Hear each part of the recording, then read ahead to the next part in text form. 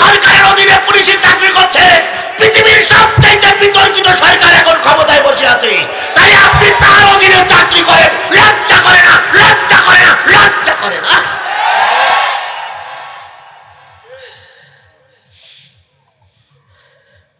ঠিক আছেন তো সবাই? ঠিক আছেন তো? কাপড় চোপড় নষ্ট হচ্ছে না তো? বাস,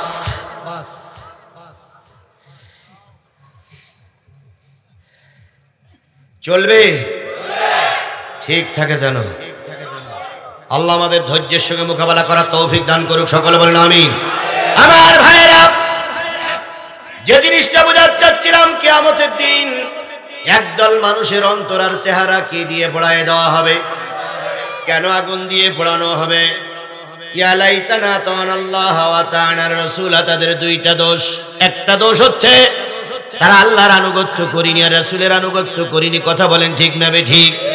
রাসূলের আনুগত্য যদি আপনারা সত্যিই করতে চান, যদি মনে করেন রাসূল আমাদের নেতা, এটা কি মনে করেন রাসূল আমাদের নেতা, এটা কি মনে করেন? এটা কি কোরআনের আয়াত না কারোর বানানো আয়াত? আতিউল্লাহ ওয়া আতিউর রাসূল ওয়া উলিল আমরি মিনকুম।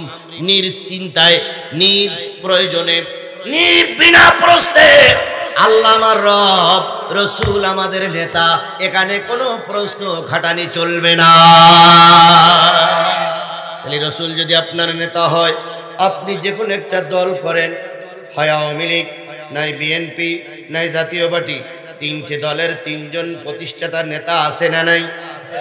আওয়ামী লীগের প্রতিষ্ঠাতা হচ্ছে মরহুম প্রেসিডেন্ট মুজিবুর রহমান, বিএনপির প্রতিষ্ঠাতা শহীদ প্রেসিডেন্ট জিয়াউর রহমান, আর জাতীয় পার্টির প্রতিষ্ঠাতা বাংলাদেশের সবচেয়ে বড় মুনাফিক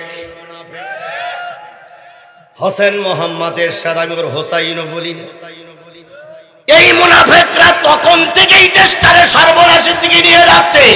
আজ ওই মুনাফিকদের কারণে জাতি এত বিপদে ঘুরতেছে। তিনজন নেতা আছে না নাই? আপনি যে দল করেন সেই দলের প্রতিষ্ঠাতার নেতার ছবি আপনার ঘরে বাঁধানো। কথা বলেন ঠিক না বেঠিক? একটু ধুলা পড়লে সেই ছবিটা পরিষ্কার করেন, ছবিটার কাগজ ছিঁড়ে গেলে নতুন করে ছবি লাগান। ছবিটা যদি কেউ অবমাননা করে, রাষ্ট্রদ্রোহ মামলা হয়, তাহলে আপনার নেতার ছবি অবমাননা করলে রাষ্ট্রদ্রোহ মামলা হয়। অথচ নবীর বিরুদ্ধে কথা বললে একটা লোকেরও ময়দানে পাওয়া যায় না। বরং আমার যুবক ছেলেরা যখন রাস্তায় নামে, আমার দেশের পুলিশ গুলি করে লাশ বানিয়ে বাড়ি পাঠিয়ে দেয়। আপনার নেতার জন্মদিন, মৃত্যুদিন পালন হয়। আপনার নেতার জন্মদিন, মৃত্যুদিন পালন করতে গিয়ে শত শত গরু জবাই হয়ে যায়। আর আমার নেতা, তোমার নেতা বিশ্ব নবী মুস্তাফার জন্মদিন, মৃত্যুদিন কোন বার্থডে গেল, কোন দিন কোরআন নাজিল হলো, তোমার খবর নাই। এমনকি মুসলমানের বাচ্চা 10 জন নবীর নামও জানে না। কলেমা তৈয়বটাও পড়তে পারে না। লা ইলাহা ইল্লাল্লাহ বলতে যেই দাঁত কি বলে, মারির দাঁত খসে যায়।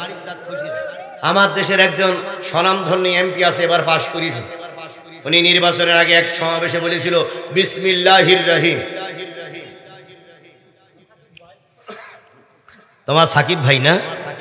তোমার সাকিব ভাই বিসমিল্লাহ বলতে পারে, বিসমিল্লাহির রহিম। মুসলমানের বাচ্চা, জাতীয় সংসদের এমপি, বিসমিল্লাহ সহি করে পড়তে পারে না। এটা এদেশেই চলে, এদেশেই চলে, এদেশেই চলে।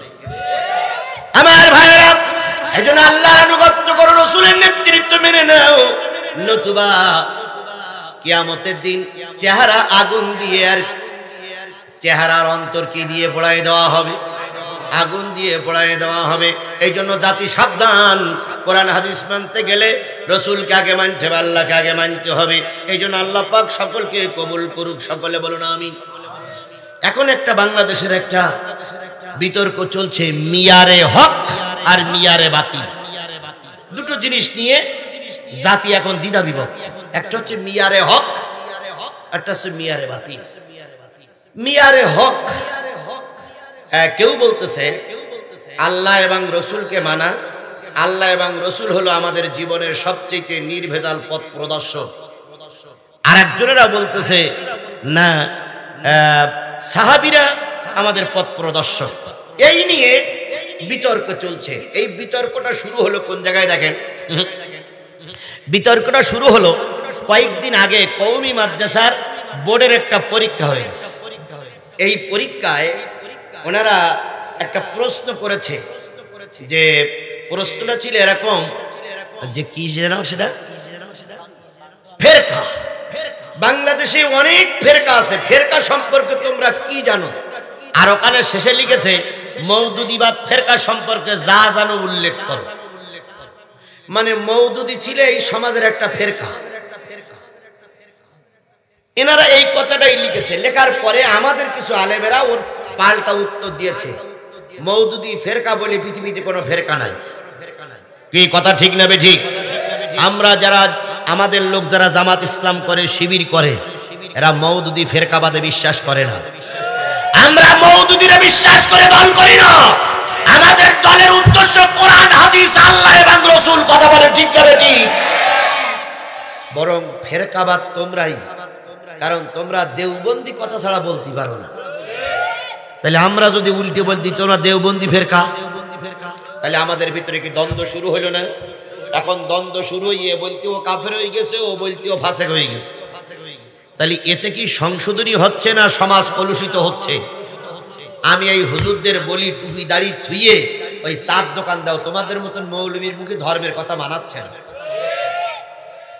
কিছুদিন আগে এক মৌলবী বলেছে যে শবে বরাত পালন করার চাইতে বেশ্যখানায় থাকাই ভালো।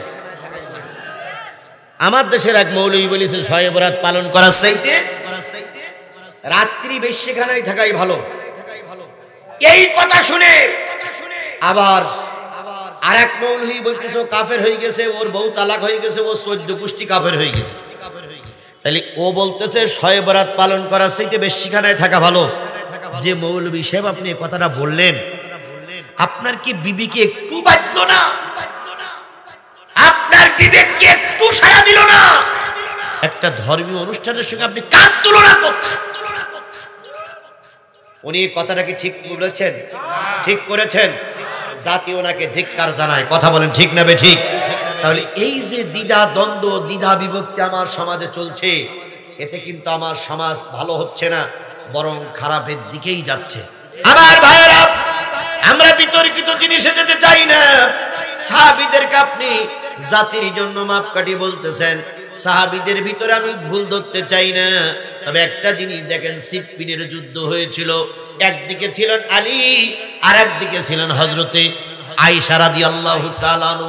ওই যুদ্ধে 70,000 সাহাবী মারা যায়, অথবা 70 জন, সম্ভবত 70,000 মুসলমান মারা যায়। তাহলে ওই যুদ্ধে আপনি দোষটা দেবেন কার?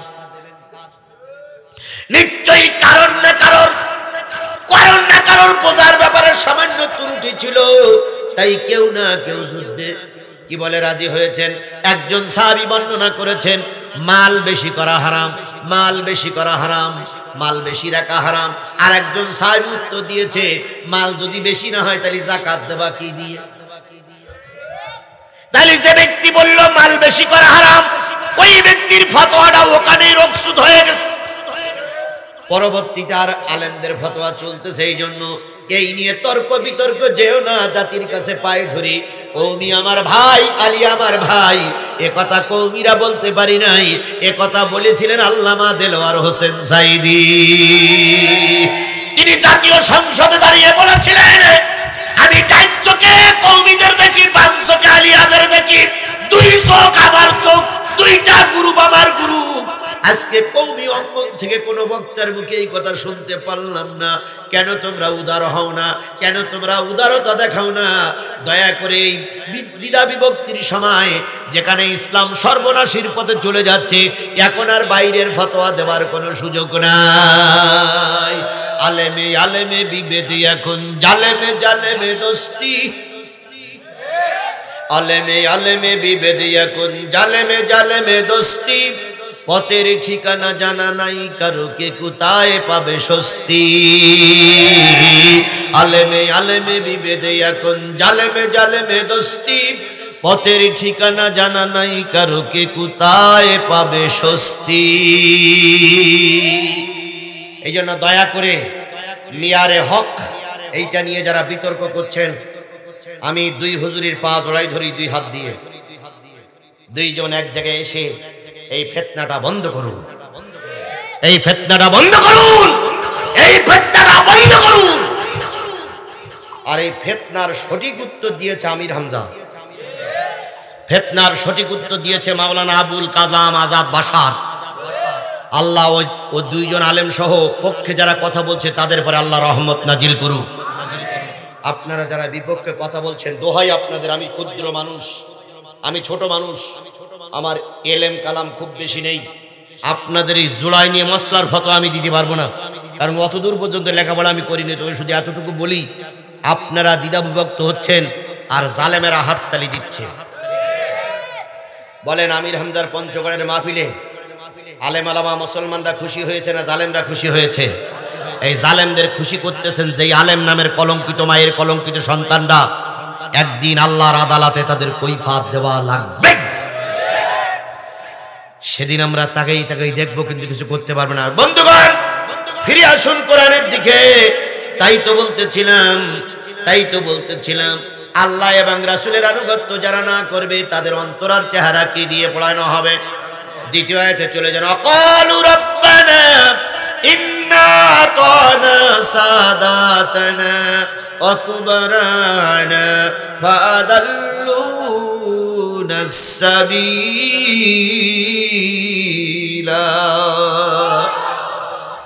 হে আমার রব,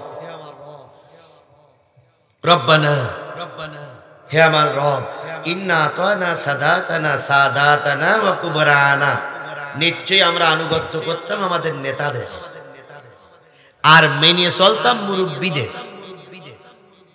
আনুগত্য করতাম কাদের? আর মেনে চলতাম কাদের?